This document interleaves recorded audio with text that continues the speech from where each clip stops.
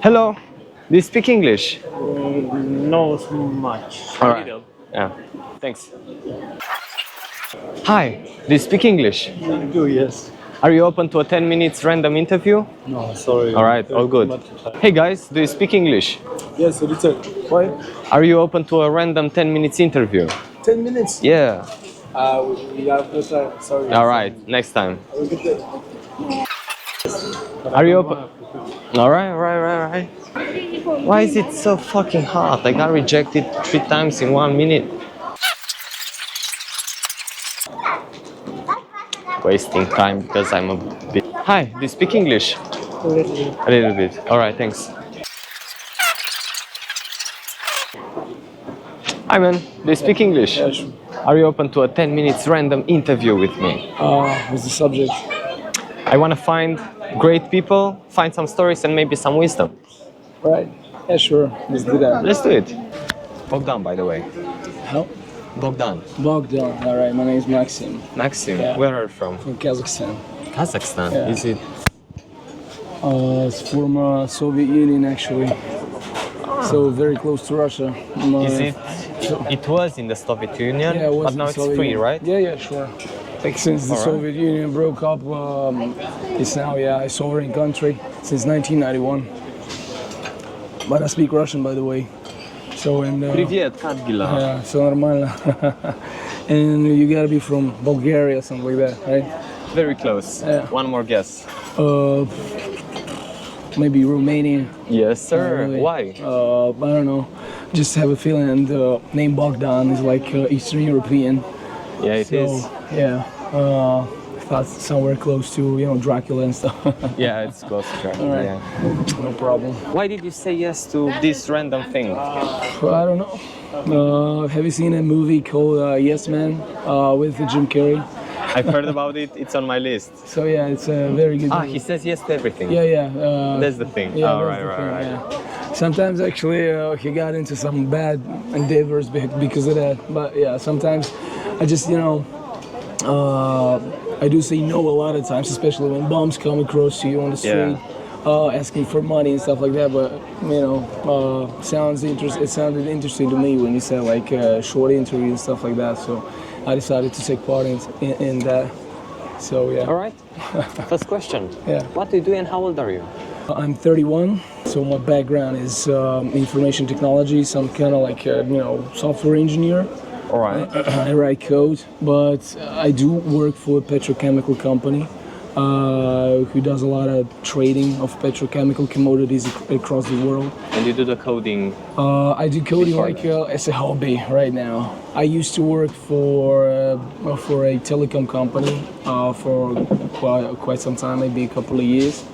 But yeah, since I ended my university, since I got my master's degree, I received an opportunity to start working somewhere, and I didn't think that it would be too hard for me to switch from logistics and trading to coding at some point of time. So I just was thinking about money because I was a student and I was kind of broke and stuff. So I thought like, yeah, it's a good start to start anywhere actually.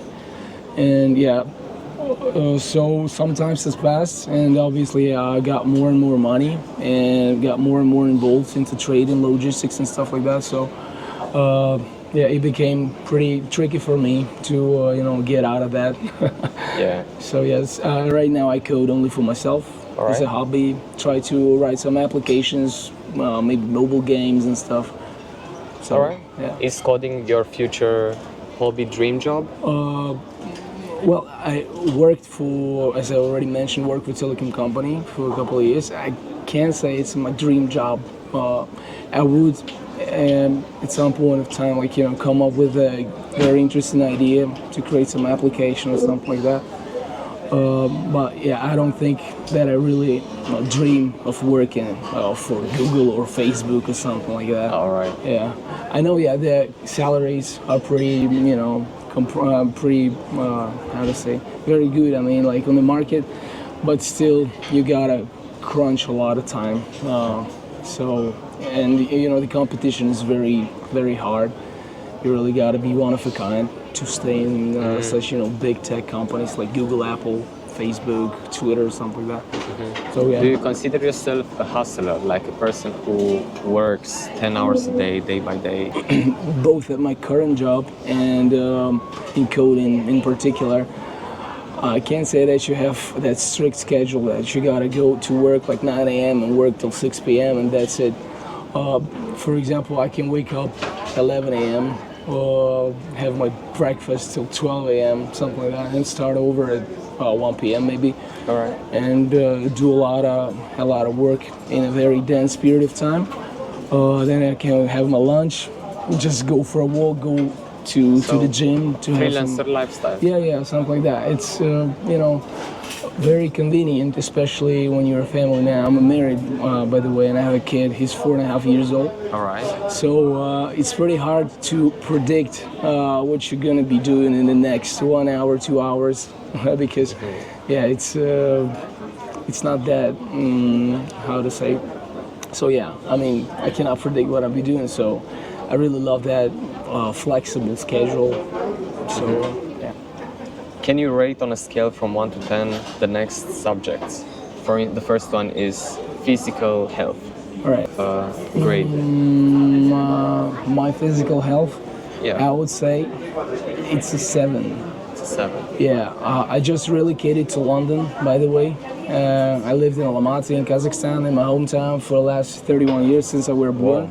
Yeah, and then I received a very good offer from my current employer to relocate to London on a permanent basis. And I started over like 3 weeks ago, and I live in London right now. I really go out quite a lot. Currently, have some beers and stuff, which I usually do not do in my hometown. So I can say that I really degraded a bit. But usually I really do like, looking after my physique, after my health and stuff. I do run quite a lot, like 5-6 times a week, maybe 10 kilometers each day. Each day. So Yeah. 1 hour run.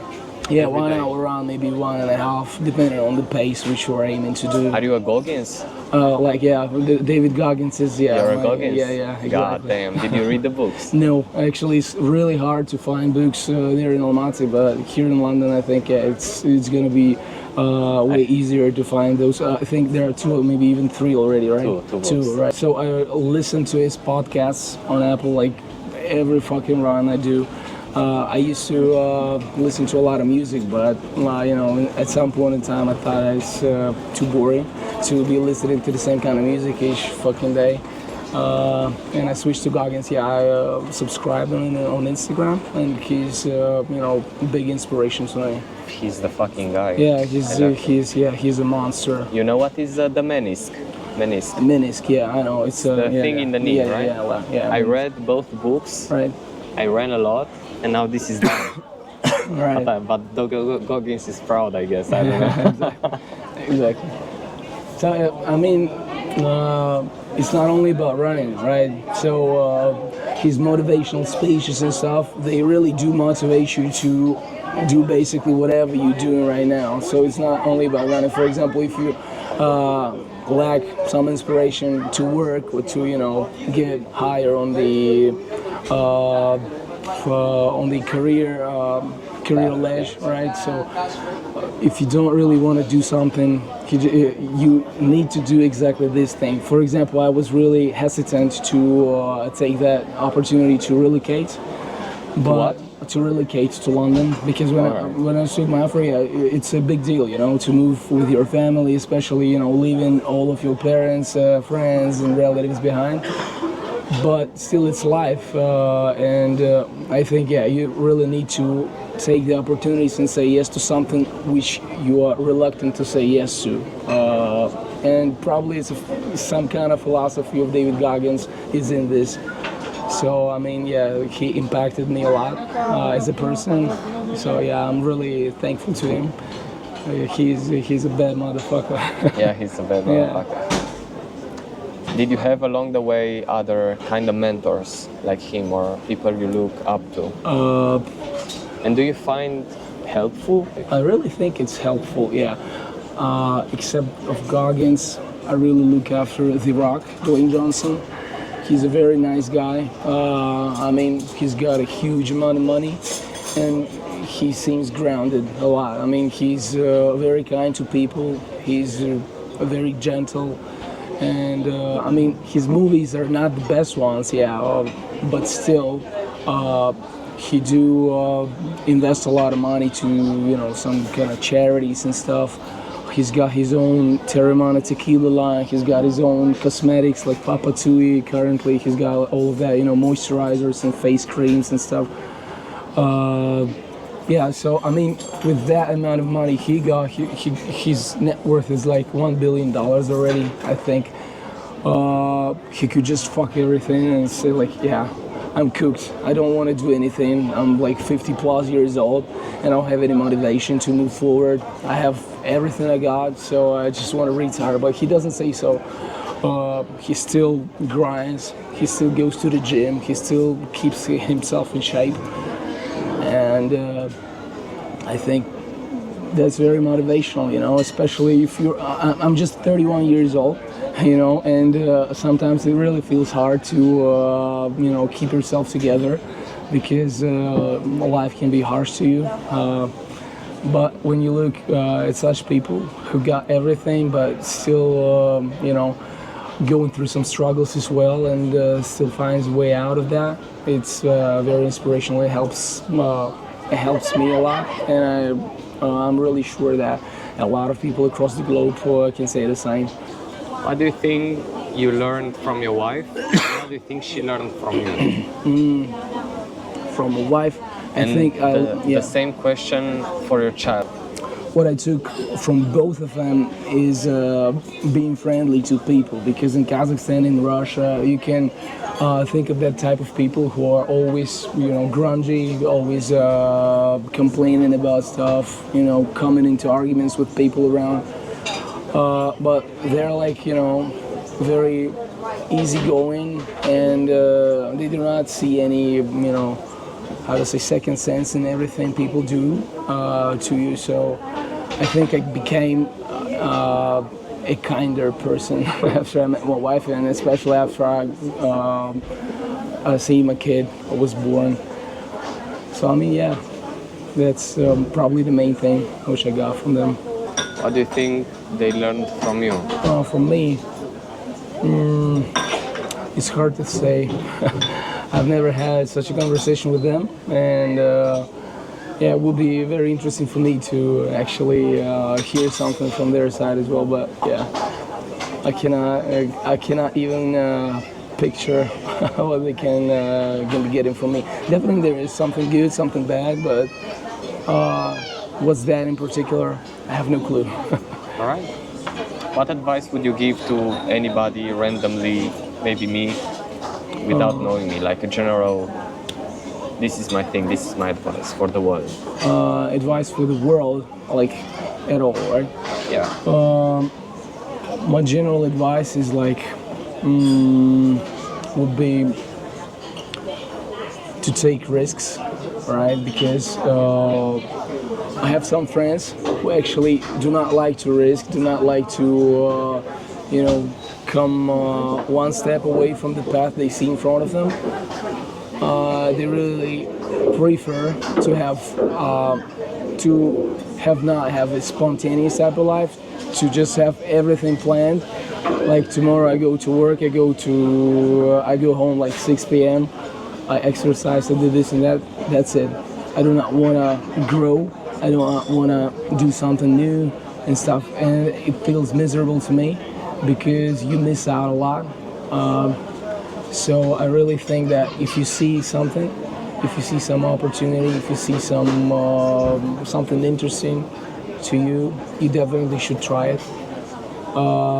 Even if it doesn't work out, you can come out of that with experience. Yeah, nice. If it works out, then yeah, you will be glad and you will be thankful to you in the past. Like, thank you, man, for taking that opportunity. Beautiful. Yeah. There's a quote about what you said. Yeah.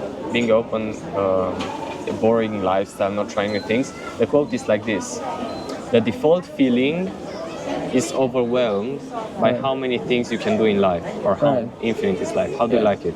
Yeah, I like it a lot. There are actually a couple of more quotes. The first one is by Wayne Gretzky. He's the legendary hockey player from Canada. So his philosophy was, in hockey you actually need to shoot the puck. So when you shoot the puck, it's called a shot. So he was always saying, you miss 100% of the shots you do not take. So basically, if you do not try, you missing on everything, on any opportunity. So I mean, you can hit a goal or you can miss, but you'll never know if you don't take a shot. So and the second one, so the first one was Wayne Gretzky, and the second one, I don't remember where I got that, but it was something like, your greatness is not described by the outcome you go to. Your greatness is within the attempt itself. So I mean, you really need to try and try and try, regardless of the outcome, and you'll find yourself in the process. That's it. Thanks. Yeah. How was it? Yeah, the interview was really interesting. All right. I really hope that I brought some light on some aspects and probably it will be helpful to... It was awesome. Yeah, I mean... For me first, and yeah, I hope I can get some people who watches it to be touched. What's your name again? My name is Maxim. Maxim. So it's actually, easy. yeah, Max, actually, short form. Nice talking to you. Yeah, nice talking to you too, Bogdan. You have a safe flight. Yeah.